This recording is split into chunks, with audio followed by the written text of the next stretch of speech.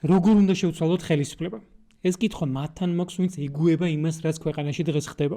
ანუ რეჟიმი აკეთებს ყველაფერს იმისათვის, რათა არა მარტო გაანადგუროს არსებული ოპოზიცია, არამედ შეზღუდოს ნებისმიერი ახალი ძალის თუ ადამიანის შემოსვლა ქართულ პოლიტიკაში.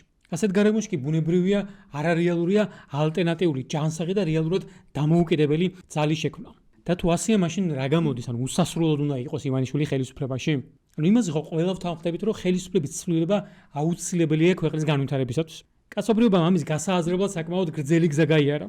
და სწორედ იმ ქვეყნებმა შეძლეს ყველაზე სწრაფი განვითარება, სადაც დემოკრატია და შესაბამისად ხელისუფლების ცვალებადობა ყველაზე ადრე დამკვიდრდა.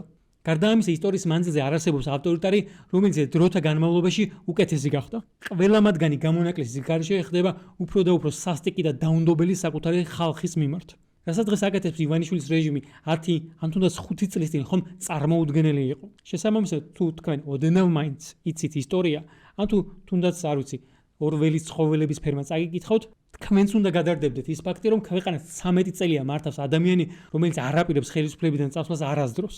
რაც თქვენ რეჟიმმა დაგაჯერათ, ის რომ ყველა სხვა დანარჩენი აგენტია, ისინი კი პატრიოტები არიან. ის რომ ყველას ომი უნდა, მათ კი მშვიდობა. ის რომ ყველა ურჯულოა, ისინი კი ღვთისმოშიში მორწმუნეები არიან. ეს ყველაფერი არის ის, რასაც აკეთებდა და აკეთებს განურჩევლად ყველა დიქტატორი. არაფერს ახალს ისინი არ იგონებენ და ამ ცნობილი მემივით ივანიშვილი რეალურად უბრალოდ აკოპირებს ყველაფერს იმას, რასაც პუტინი აკეთებს, რომელიც თავის მხრივ ჭყალებში თავისი დიდი წინამორბედების ნაბიჯებს იმეორებს. არ ვიცი, დღეს შეიძლება მოგწონთ ეს რეჟიმი და ფიქრობთ, რომ ყველაფერი, რასაც ისინი აკეთებენ, გამართლებულია რაღაცა დიადი მიზნით.